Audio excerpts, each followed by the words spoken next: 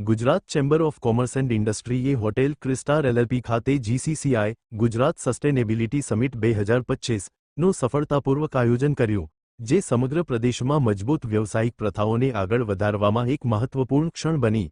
ગુજરાતમાં આ પ્રકારની પ્રથમ ઉદ્યોગ આગેવાની હેઠળની સમિટમાં પર્યાવરણીય, સામાજિક અને શાસન પહેલ પર અર્થપૂર્ણ સંવાદને પ્રોત્સાહન આપવા માટે આંતરરાષ્ટ્રીય નિષ્ણાતોની સાથે વિવિધ ક્ષેત્રોના 30મી વધુ પ્રતિષ્ઠિત વક્તાઓ એક મંચ પર એકત્ર થયા હતા।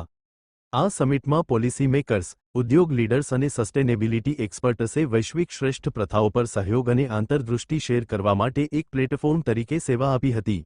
ઉત્પાદન, ટેકનોલોજી, ઉર્જા અને નાણાકીય ક્ષેત્રોના સહભાગીઓ તેમજ યુકે, ડેનમાર્ક અને નેધરલેન્ડ્સના આંતરરાષ્ટ્રીય પ્રતિનિધિઓએ ચર્ચાઓમાં યોગદાન આપ્યું હતું, જે સસ્ટેનેબિલિટીની વૈશ્વિક સુસંગતતા પર ભાર મૂકે છે। જીસીસીઆઈ પ્રમુખ શ્રી સંદીપ એન્જિનિયરે ક્વોલિટી કાઉન્સિલ ઓફ ઇન્ડિયાના અધ્યક્ષ શ્રી જક્ષય શાહનું સ્વાગત કર્યું।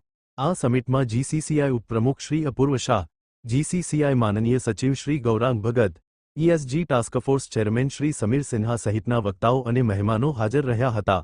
શ્રી સંદીપ એન્જિનિયરે ગુજરાત, ભારત અને વિશ્વ માટે મજબૂત ભવિષ્યના નિર્માણમાં એક સીમાચિહ્નરૂપ તરીકે સમિટના મહત્વ પર ભાર મૂક્યો।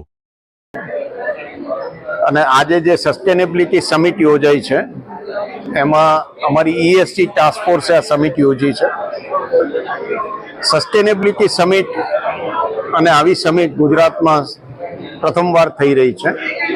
આ સમિટનો ધ્યેય છે એક તો ESG જે કમ્પ્લાયન્સ આવી રહ્યું છે ગ્લોબલી, બધા ડેવલપ નેશન ESG કમ્પ્લાયન્સ માગે છે।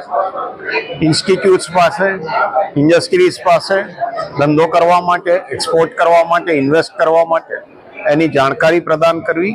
ESG એટલે એન્વાયરમેન્ટ, સોશિયલ અને ગવર્નન્સ ઇમ્પેક્ટ જે ધંધાની ને તમારે ઓર્ગેનાઇઝેશનની છે। સસ્ટેનેબિલિટી સમિટમાં અનેક ટોપિકની ચર્ચા થવાની છે, અનેક સ્પીકર્સ છે થ્રુ આઉટ ધ ડે।